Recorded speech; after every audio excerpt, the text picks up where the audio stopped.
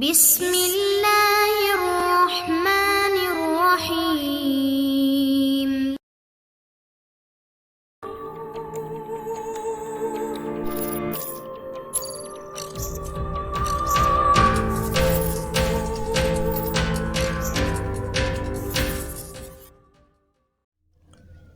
السلام علیکم دوستو، جاسوسی دنیا کرنل فریدی ناول بائی ابن صفی۔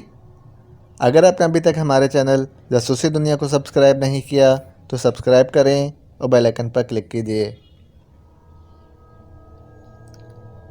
حمید اور ریما ٹورسٹس ہیون میں منتقل ہو گئے تھے اور حمید نے اس سے پہلے نہ صرف مستقل میک اپ کیا تھا بلکہ ریما کا حلیہ بھی بالکل بدل کر رکھ دیا تھا۔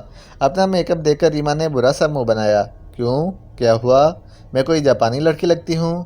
اینگلو جاپانی، تمہارا باپ انگریز تھا اور ماں جاپانی، آخر اتنے بیہودہ میک اپ کی کیا ضرورت تھی؟ مجھے ایسے ہی چہرے والی لڑکیاں پسند ہیں، ابری ہوئی آنکھیں اور چپٹی ناک والیاں۔ اب میرا نام کیا ہے؟ وہی جو ہوٹل کے رجسٹر میں درج ہے۔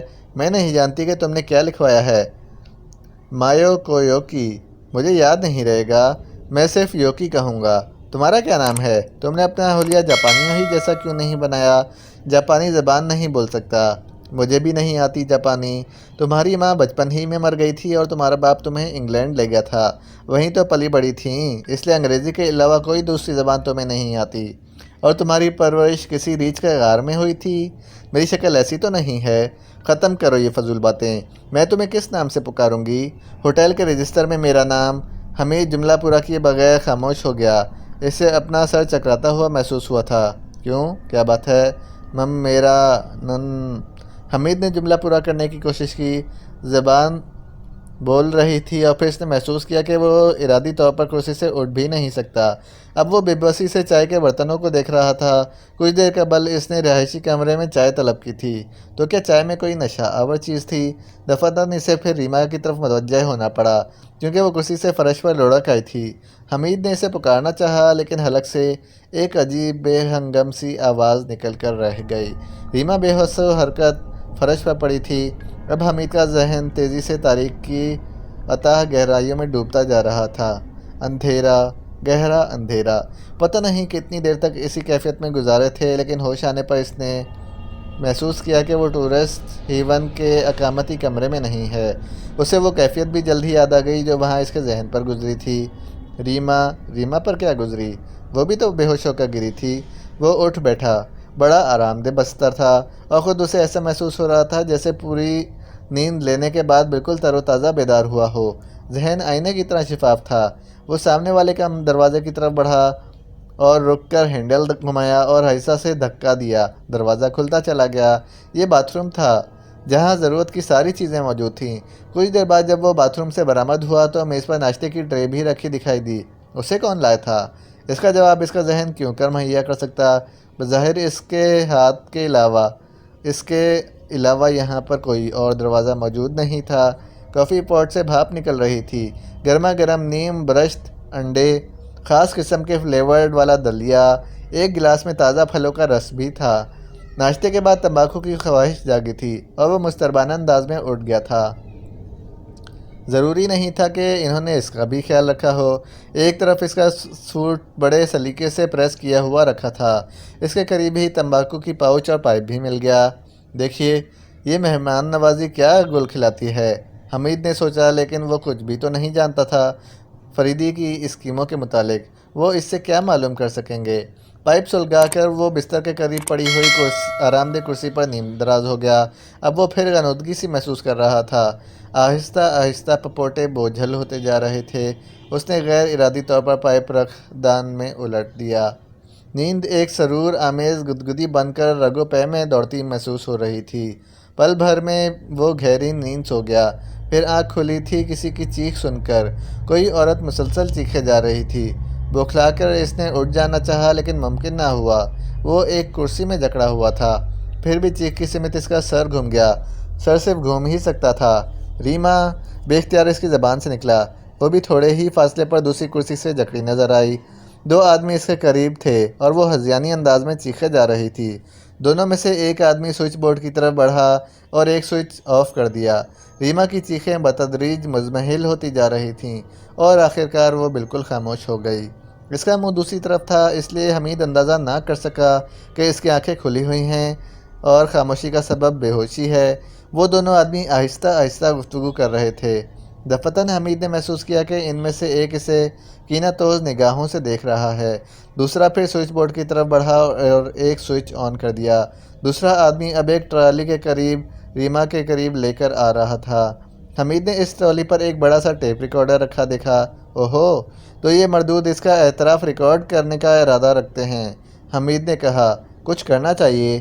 اگر وہ اس سے سب کچھ گلوا لینے میں کامیاب ہو گئے تو ان دونوں کی خیر نہیں۔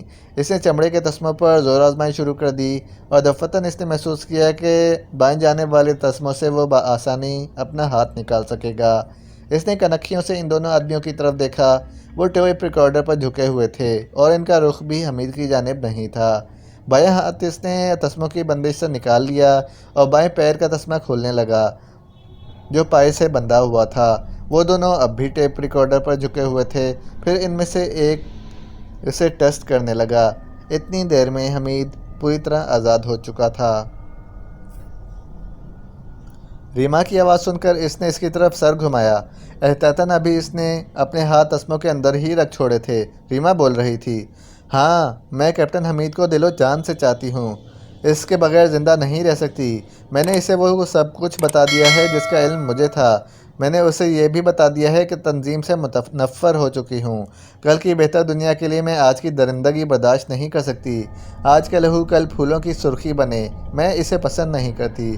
تنظیم کے سربراہوں نے میرے اپاہج باپ کو محض اس لیے ختم کر دیا کہ وہ ان کے کام کا نہیں رہ گیا تھا۔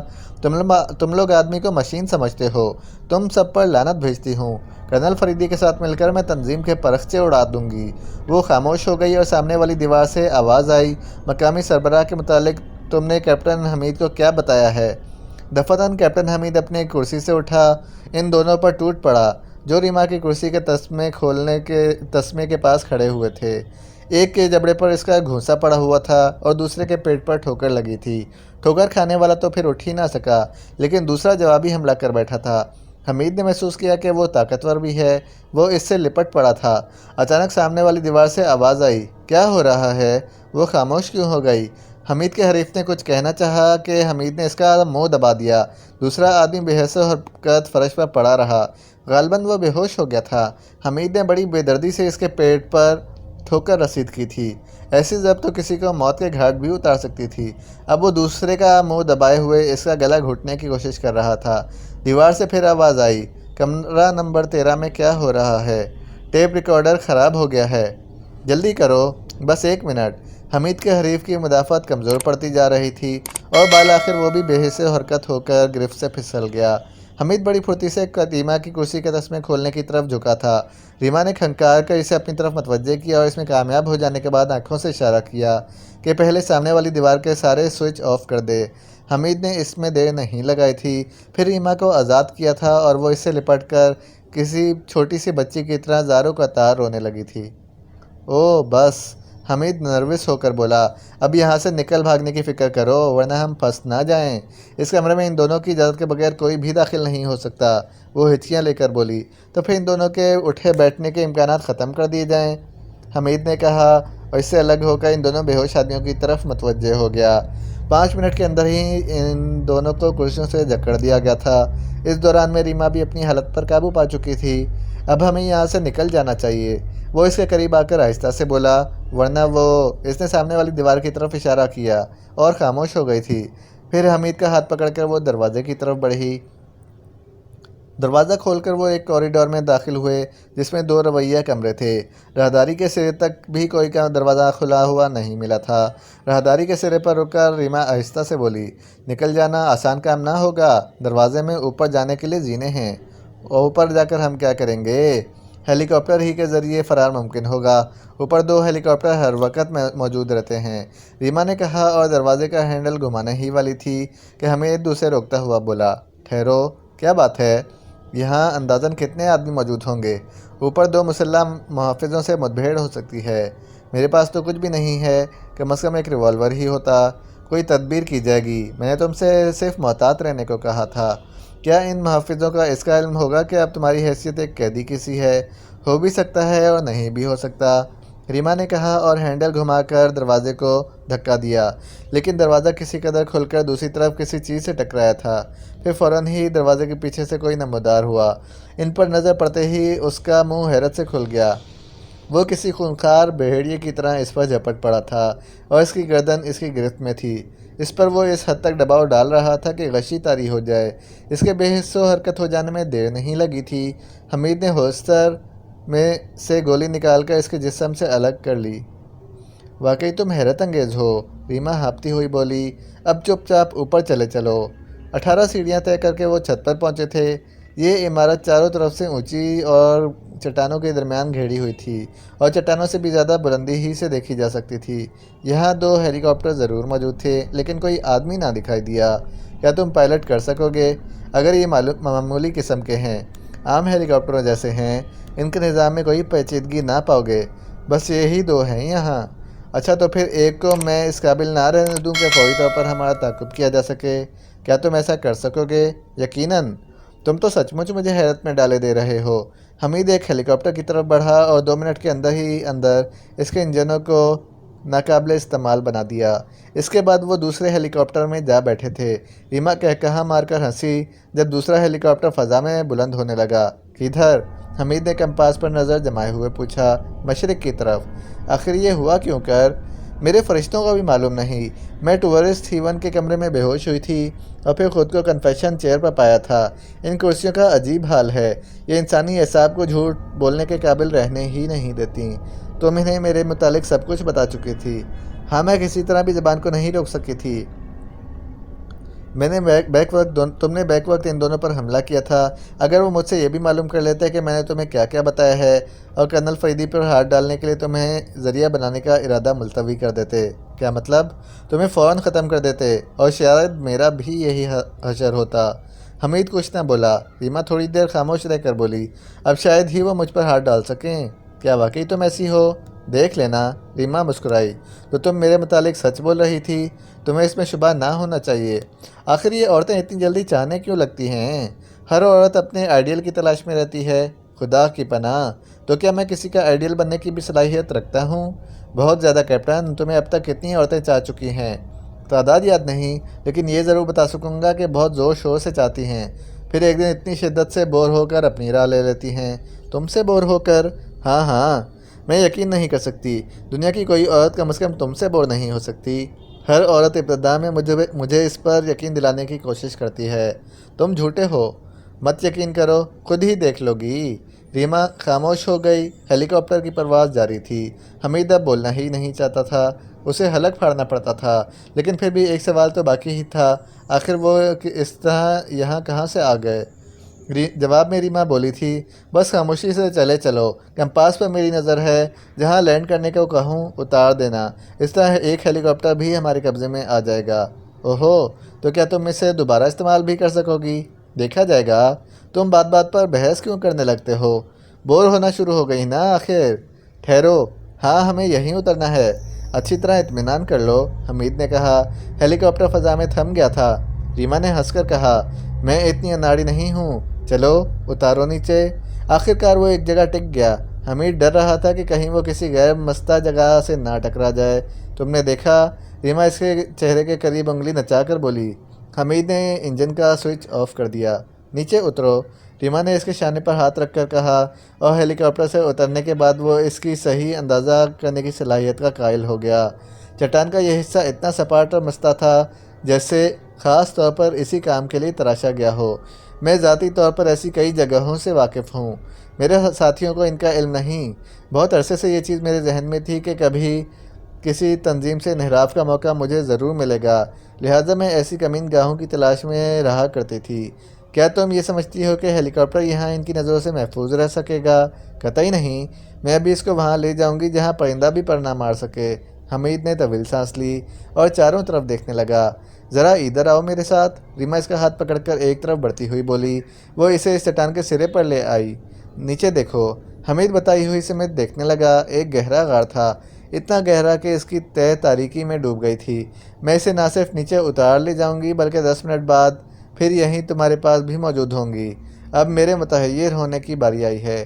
حمید طویل سانس لے کر بولا، اچھا تو پھر تم بھی چلو میرے ساتھ، لیکن اس بار میں پائلٹ کروں گی، ریما نے کہا، اور پھر وہ ہیلی کاپٹر کی طرف پلٹ آئے۔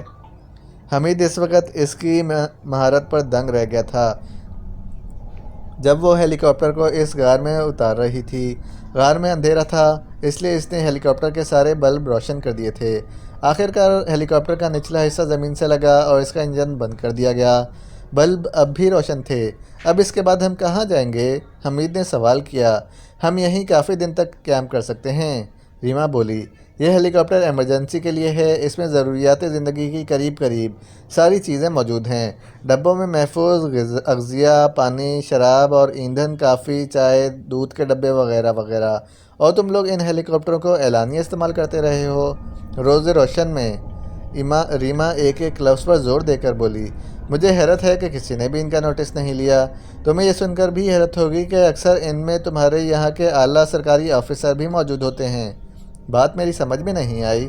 آخر ہماری کوئی ظاہری پوزیشن بھی تو ہوگی، ورنہ ہم یہاں اس طرح قیام کیوں کر سکتے؟ ظاہری پوزیشن؟ ہاں، بڑی معزز حیثیت کے حامل ہیں ہم لوگ۔